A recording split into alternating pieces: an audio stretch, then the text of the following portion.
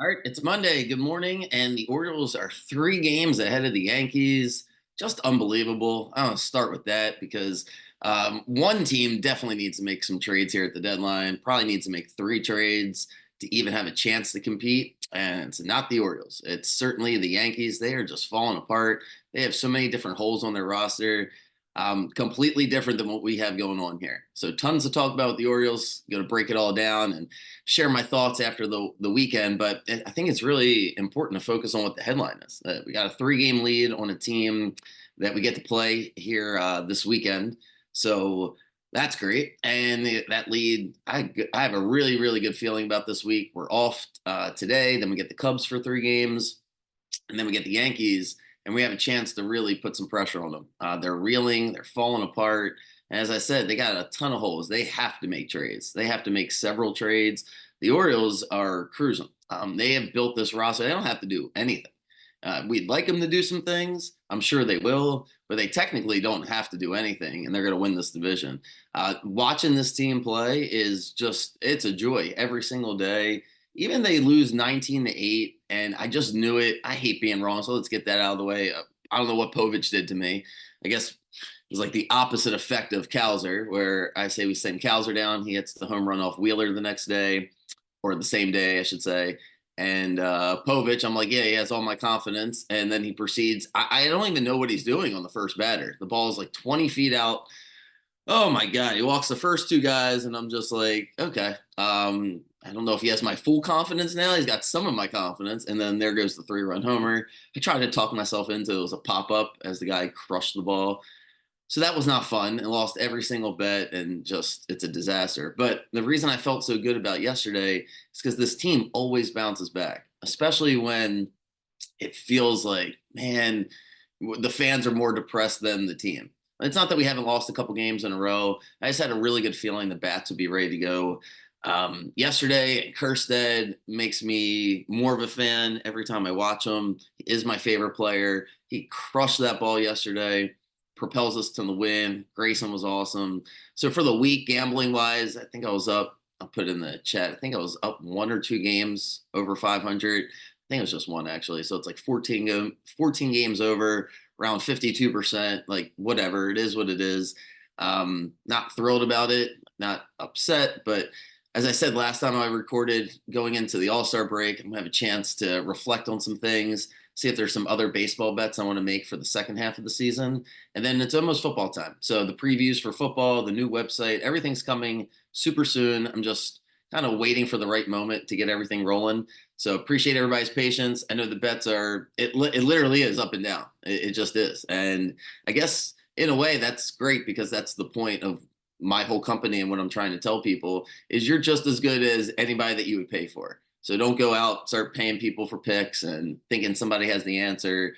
I like to think my opinion is really solid, but you're going to have the days where Povich just sucks. And if you make 6 bets on it, you're 0-6 instead of 0-1. So just is what it is. But anyway, back to the Orioles because I want to harp on a couple things. It's not the All-Star stuff. Maybe I'll do that tomorrow.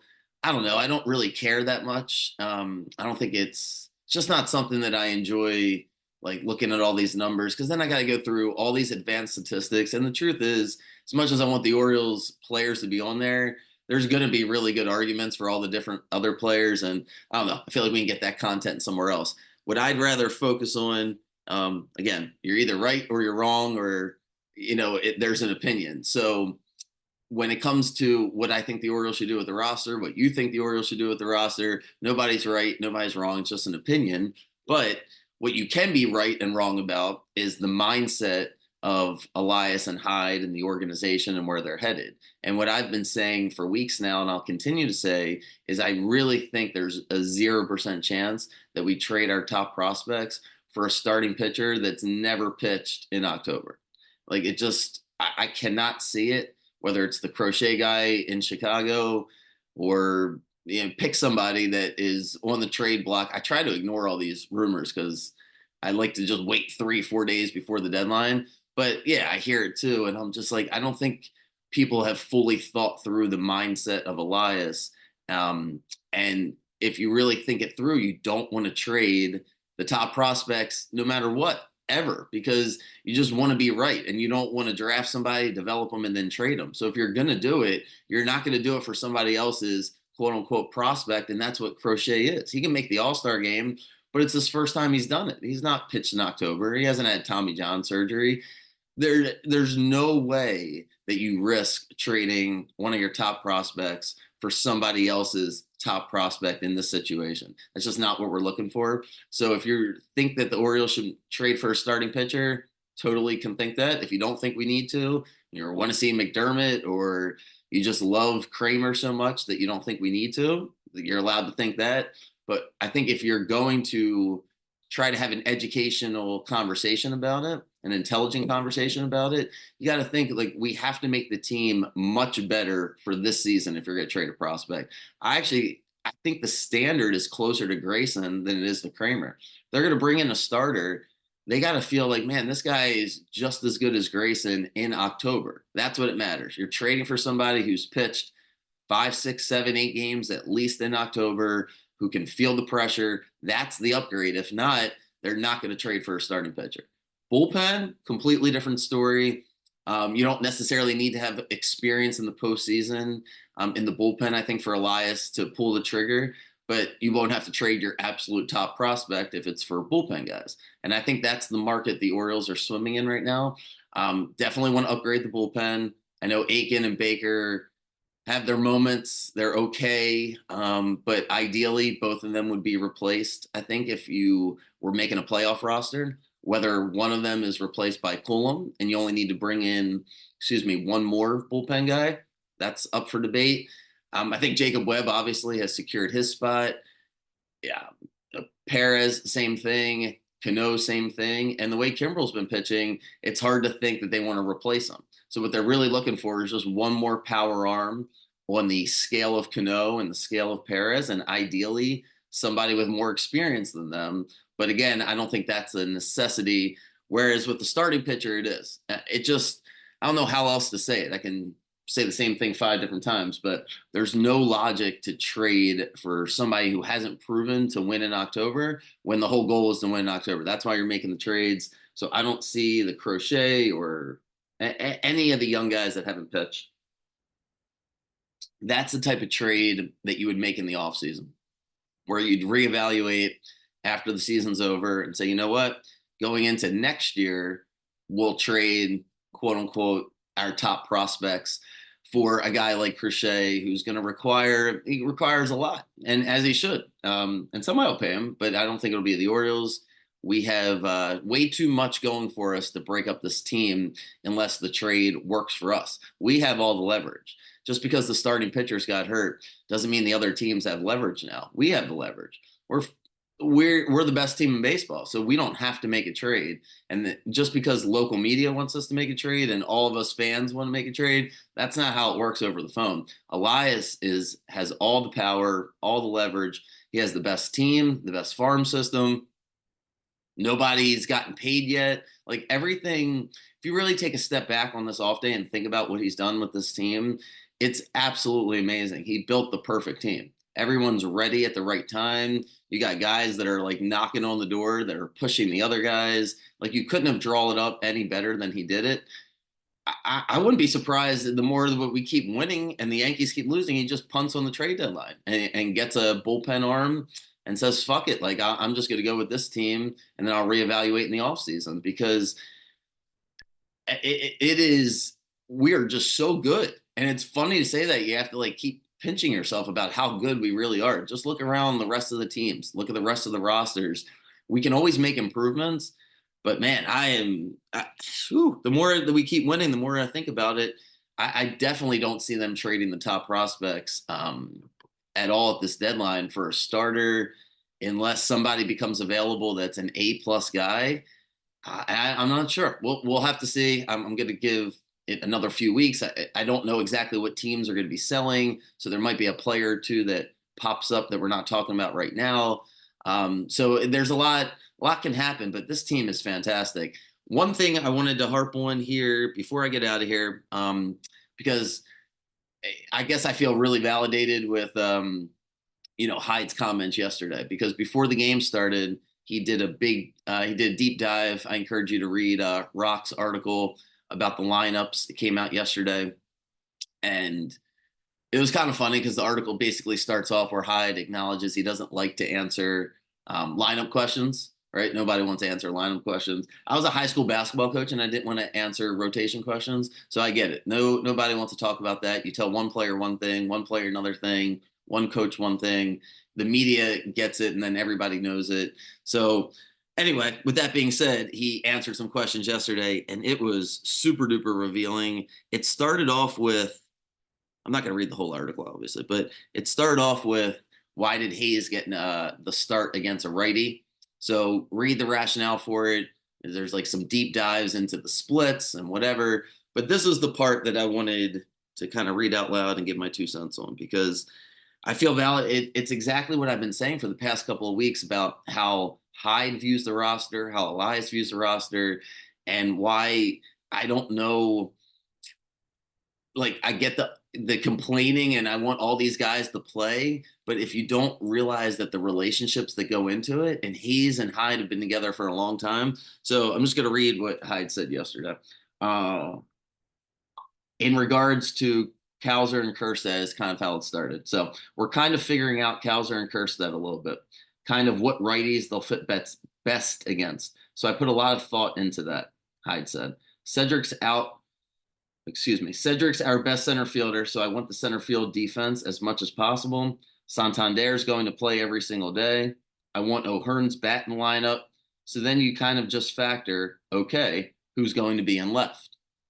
And a lot more of the article was about Hayes, but I wanted to set it up that way because that's really what I've been screaming about ever since I went on here to say Cowser should be sent down, which is what are we doing in left field? We got 4 left fielders: Stauser, Cowser, Kjerstad, and Hayes, and they've already sent Stowers down, excuse me. So now you're at 3. Kjerstad, Cowser, Hayes. Everything else is locked in. You know, Hyde goes in and talks about how great Westberg is. Yeah, he's playing every day. So Arias and Mateo are splitting and figuring out who fits best here, who fits best there. But Santander's playing every day, and O'Hearn's playing every day, as long as there's a righty in there pitching. So it does come down to who's in left field. And that's I don't even know how we're going to answer this. Are we going to do this for the rest of the season? Hyde talked about rewarding Hayes. He's been here and he's played really hard, but Kjerstad just hit another bomb yesterday. Like, I don't know how you're going to keep that bat out of the lineup. His bat might be the second best lineup on the whole team right this second behind Gunnar. Like Kjerstad's bat has to be in the lineup. It just, that's how it feels. I don't know if it's a righty, lefty, Randy Johnson's pitching. Like Heston Kjerstad's got to be in the lineup. But at the same time, Cowser and Hayes are really, really, really good. And you don't want to trade Cowser. I get it. He's like, I really get that. I mean, the break up the chemistry with such young guys when he's clearly the glue, like he's best friends with all these guys. He gets along. Like it's really, really hard to pull a trigger and trade Cowser, especially when you're not sure exactly what's going to happen next season. I can't see Cowser or Kjerstad being traded. I just don't see it. But for this season, you know, Hayes wants to get paid. That's the elephant in the room is Hayes isn't 23 years old and his contract's up. He wants to get paid. He'd like to get paid here, I'm sure. But at the same time, he's got to get paid. Somebody's got to pay him. And if we're platooning him and only letting him bat against lefties, that sets him up terribly. So I do think he is a trade target. I could see a package with Stowers and Hayes in it because I don't know if Hayes has nearly as much value as Stowers because of what I just said, the age and the contract.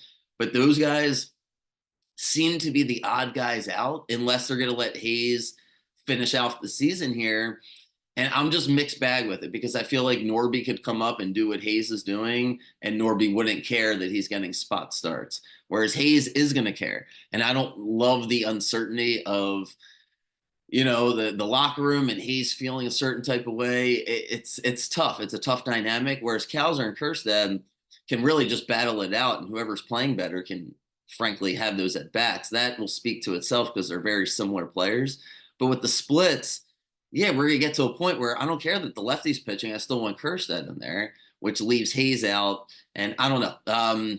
Really, really tough. I think if the right trade is there for Elias, you move Hayes and a couple of the other prospects. And I consider Stowers the best prospect that we can trade. I don't think Mayo's tradable. No, Jackson's not tradable. So to me, I consider Stowers the best guy. I don't even think they want to trade Norby. They might if you got a super like Norby's in that Ortiz category. You'd have to bring in Corbin Burns in order for that to happen. You see how good Joey Ortiz is doing for Milwaukee. He's a big reason why they're, running away with the NL Central. Norby's a great prospect. Stowers, while he's great, is really blocked in left field. So I could see Stowers, Hayes, and then some of the lesser prospects being moved. But I love Hayes. It's a tough one. It is tough. So it was interesting to see Hyde, basically say that out loud, which is Cedric's playing defense. I don't have to worry about that. He's playing center field. If he starts, hitting the ball like he's been doing, he can play more often. If not, then he's the fourth outfielder and he'll just come in for defense halfway through the game, sixth, seventh inning, something like that in the playoffs.